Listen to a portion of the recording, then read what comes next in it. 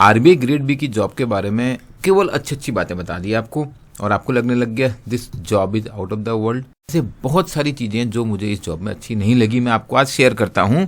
और हाँ, आपको ग्रेड ए की अपॉर्चुनिटी के बारे में पता लग गया होगा। बुराइयां चाहे कितनी भी निकल जाएं, अगर आपको इंटरेस्ट है और अगर आपकी रिक्वायरमेंट है अभी, तो आप अपनी प्रायोरिटी समझ जाओ। ऐसी इन्फॉर्मेशन आपको केवल मिलती है iExamBee पे। I welcome you at iExamBee, the platform where we make your preparation 50% fast. मेरा नाम है चंद्र प्रकाश जोशी। पहली बात तो मुझे ये नहीं अच्छी लगी कि हमारे लोग, आरबीआई के लोग, बैंक पे बहुत बार बॉसी हो जाते हैं, स्पेशली जब वो इंस्पेक्शन में जा रहे होते हैं या कोई ऐसी मीटिंग होती है। इतना ज्ञान देने लग जाते हैं जैसे कि बैंक वाले एकदम स्कूल के बच्चे हैं और हम क्लास टीचर नहीं। यार, क्लास लेने की जरूरत नहीं है। बैंक वालों को भी उनको सब समझ में आता था, but they have their own priorities. अब आरबीआई ऑफिसर के सामने वो जवाब नहीं दे रहे हैं, इसका मतलब ये भी नहीं है कि हम उनकी लिटरली क्लास लेने लग जाए। Personally I don't like this. दूसरा, कुछ लोग बड़े ही ग्रीडी। कहने को तो आरबीआई में ऑफिसर हैं, बट अगर कोई काम हो, कोई मीटिंग हो, कोई इंस्पेक्शन हो जो आउट ऑफ स्टेशन है, जिसमें आपको एडिशनल ट्रेवल अलाउंस मिलता है, इनकन्वीनियंस अलाउंस मिलता है, पैसे मिल जाते हैं दिन के 1000, 2000, 3000 आजकल बढ़ गए होंगे, ऑफिशियली मिलते हैं, गलत कुछ नहीं है उसमें। ऐसे टूर में जाना है, लेकिन कोई एक मीटिंग आ जाए और पास में कोई ऑफिस है जहां पर जाने में आपको अपना पेट्रोल खर्चा होगा, वहां पर जाने से कतराना है। भाई, आरबीआई में जो हमको मिलता था 200 लीटर पेट्रोल, वो काहे को मिलता है? वो अपनी फैमिली को केवल घुमाने के लिए थोड़ी ना मिलता है। ऑफिस का काम भी उसमें करना होता है। बट बहुत सारे लोगों में मैंने ये एटीट्यूड देखा, ऐसी मीटिंग में बचना है और आउट ऑफ स्टेशन जाने का मौका मिल जाए तो भाई एकदम क्यू में खड़े हुए हैं, काम का काम और दाम के दाम। I don't like that. तीसरा जो मैं बोलूंगा, शायद सबसे बेकार चीज होती थी, वो होता था क्रिटिसिज्म ऑफ आरबीआई।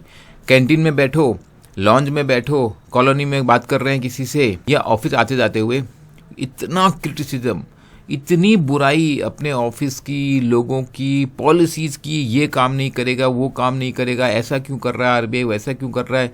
यार, इतनी प्रॉब्लम है आरबीआई से। मैंने तो कई लोगों को बोला ऐसा, इतनी प्रॉब्लम है तो भाई दुनिया में बहुत अपॉर्चुनिटी है। आरबीआई ने हमको बुलाया नहीं था, हमने ही अप्लाई किया था। अब ये जॉब मिल गई है तो हम लगे इसका डाइसेक्शन करने में, रादर देन हम अपने काम से वो अंजाम निकालें कि ये जॉब और बेटर हो जाए। बहुत लोग बहुत क्रिटिसिज्म करते हैं और शायद ये सभी नौकरियों में होता है। चौथी बात, पब्लिक पॉलिसी में हम काम कर रहे हैं, पब्लिक ऑर्गेनाइजेशन है, लेकिन पब्लिक इंटरेक्शन से बचना है। ये एटीट्यूड है आरबीआई के लोगों में, पता नहीं क्यों है।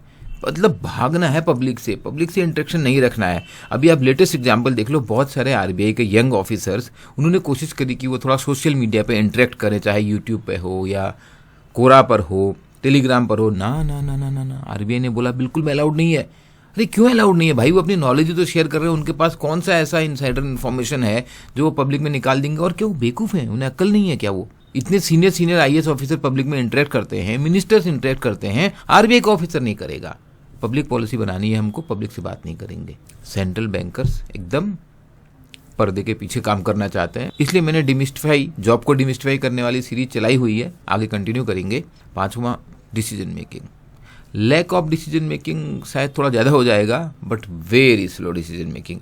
ओवर एनालिसिस, ओवर थिंकिंग, इतने सारे notes, discussions, committees, meetings, slow होता है डिसीजन। आप कह सकते हो ब्यूरोक्रेसी है, पब्लिक सेक्टर में ऐसा होता है पॉलिसी मेकिंग में।